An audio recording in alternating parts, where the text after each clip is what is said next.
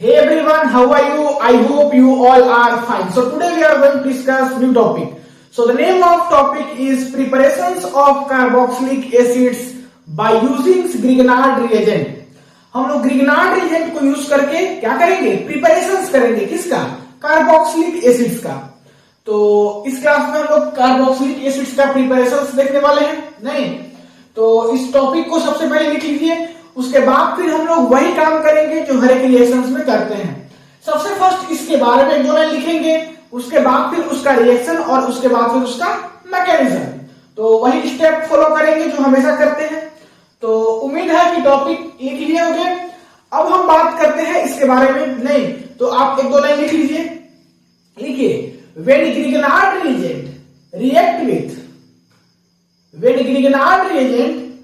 with carbon dioxide, नहीं CO2 followed by hydrolysis to form their respective carboxylic acid। एक बार हम फिर से रिपीट करते हैं।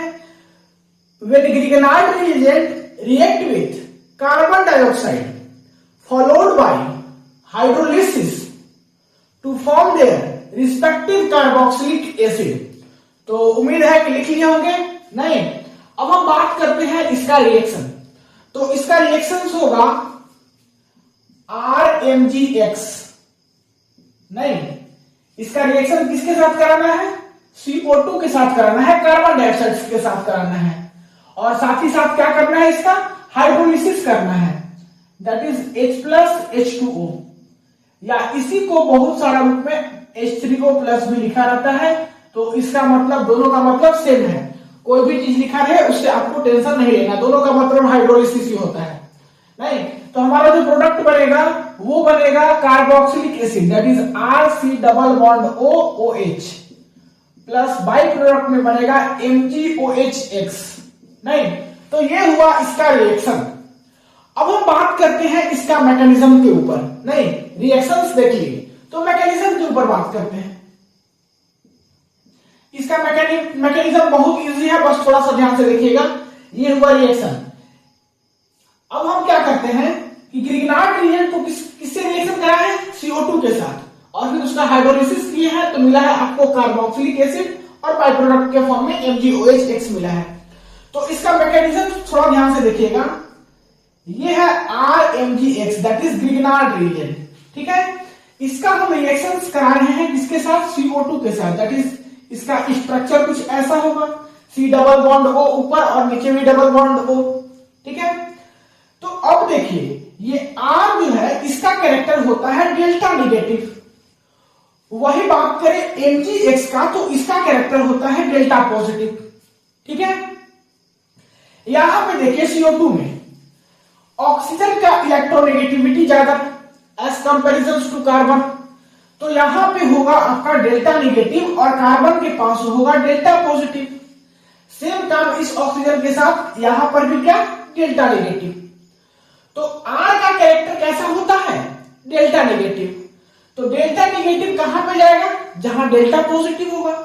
तो ये जो है आपका जाकर के अटैक करेगा इस कार्बन के ऊपर।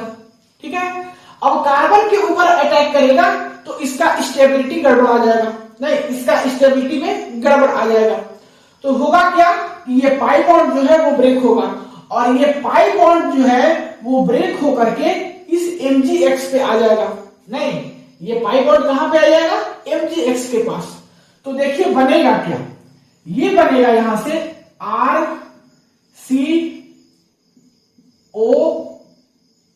RCOMgX, नहीं डबल बॉन्ड O।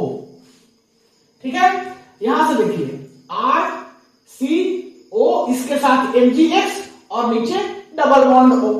ठीक है, अब हम क्या करेंगे? सो देखिए इसका रिएक्शन कराएंगे H+ के साथ। इसके साथ H+ के साथ। H+ कहां से लाए? तो हाइड्रोलिसिस कर रहे हैं H+H2O, तो एक बार H+ यूज करेंगे और एक बार H2O यूज करेंगे, वाटर। ठीक है, तो H+ के साथ इसका हम रिएक्शन करा रहे हैं। यहां पे देखिए ऑक्सीजन के पास दो लोन पेयर है। नहीं अब लोन पेयर कहने का मतलब क्या कि इसके पास एक्स्ट्रा इलेक्ट्रॉन है, तो ये अपना इलेक्ट्रॉन को डोनेट करेगा। कहां पे डोनेट करेगा? जहां कोई लेने वाला हो।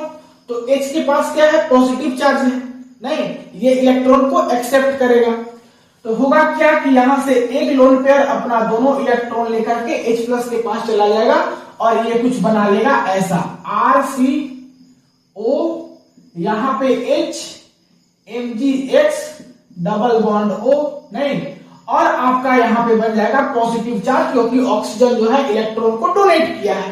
ठीक है, अब हम क्या करेंगे कि लाएंगे H2O। तो H2O को हम ऐसे दिखा सकते हैं HOH करके। ठीक है, OH का नेगेटिव कैरेक्टर होता है नहीं, और OH कहां पे जाके अटैक करेगा? इस कार्बन पे, दैट इज पॉजिटिव कैरेक्टर के पास।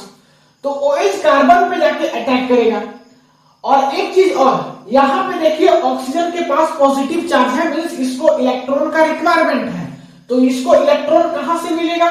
तो ये बॉन्ड ब्रेक होगा और दोनों इलेक्ट्रॉन लेकर के कहां पे चला जाएगा? इस ऑक्सीजन के पास, और इसका पॉजिटिव चार्ज को हटा देगा, नहीं, तो बन जाएगा आपका फाइनल प्रोडक्ट। वो देखिए RC double bond O OH। ये कैसे बना? ये RC डबल बॉन्ड O और इसका OH प्लस क्या बनेगा? बाई प्रोडक्ट जो है आपका MgOH X, नहीं, MgOH X बनेगा। तो ये हुआ आपका क्या? पूरा मैकेनिज्म बहुत इजी है, एक बार आप देख लीजिएगा ध्यान से तो आपको समझ में आ जाएगा। ग्रिग्नार्ड रिएजेंट का हम नॉर्मल कार्बन डाइऑक्साइड के साथ रिएक्शन कराएं, उसके बाद फिर इसका H प्लस के साथ रिएक्शन कराएं और फर्दर फिर H2O के साथ, तो आपको ये चीज मिल गया। और यही है आपका क्या? कार्बोक्सिलिक एसिड, नहीं, क्या है? Carboxylic acid. और ये आपका बाई प्रोडक्ट के फॉर्म में निकल गया। ठीक है, ये आपका बाई प्रोडक्ट के फॉर्म में निकल गया। तो ये हुआ इसका पूरा मैकेनिज्म। अब एक चीज आपको हम और बता दें जानकारी के लिए कि यहाँ पे जो हम लोग R यूज कर रहे हैं, ये R जो है क्या क्या हो सकता है? H हो सकता है कि नहीं, CH3 हो सकता है कि नहीं, C2H5 हो सकता है कि नहीं, उसके ऊपर हम बात कर रहे हैं। तो R की अगर हम बात करें तो H जो है वो नहीं हो सकता, R का वैल्यू H नहीं हो सकता। तो R का वैल्यू होगा क्या? तो R का वैल्यू जो है आप जो है अल्काइल ले सकते हो, कोई भी अल्काइल ग्रुप, या फिर अराइल ग्रुप, नहीं, फॉर एग्जाम्पल अगर हम बात करें तो CH3, C2H5, C3H7, नहीं, या तो फिर अराइल में C6H5, ये सब ले सकते हो।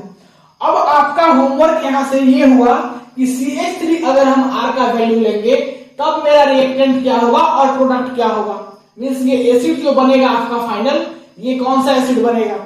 अगर C2H5 लेंगे तब रिएक्टेंट क्या होगा और एसिड कौन सा बनेगा। C3H7 लेंगे तब क्या होगा और C6H5 लेंगे तब क्या होगा। सबका नाम होगा, ठीक है, सबका अलग अलग नाम होगा। तो आपको अलग अलग नाम पता करना है कि अगर यहाँ पे हम CH3 रखेंगे तो इसका क्या नाम होगा, C2H5 रखेंगे तो क्या नाम होगा, और सेम प्रोडक्ट के केस में। तो ये हुआ आपका होमवर्क, क्योंकि आपसे क्वेश्चंस में डायरेक्ट ये रिएक्शंस नहीं पूछ करके ये आपको नाम से पूछ सकता है, नहीं CH3 का वैल्यू पुट करके उसका जो नाम होगा उससे पूछ देगा, नहीं कि उसका कन्वर्जन कीजिए रिएक्टेंट से प्रोडक्ट में। तो ये आपका होमवर्क है कि सबका वैल्यू पुट कीजिए और फिर सेम इसी टाइप से मैकेनिज्म्स को कीजिए और प्रोडक्ट जो आएगा उसको भी देखिए और देखिए कि इसका क्या नाम बोलते हैं, उस नाम से आपको पूछ सकता है। तो H का वैल्यू R का वैल्यू क्या क्या हो सकता है, कोई भी अल्काइल या अराइल ग्रुप। तो उम्मीद है कि आपको सारा कॉन्सेप्ट समझ में आ गया होगा। तो इस क्लास में इतना ही, मिलते हैं अगले क्लास में नए टॉपिक के साथ। तब तक के लिए पढ़ाई करते रहिए। All the very best. Video को पॉज करके नोट कर सकते हैं आप, ठीक है।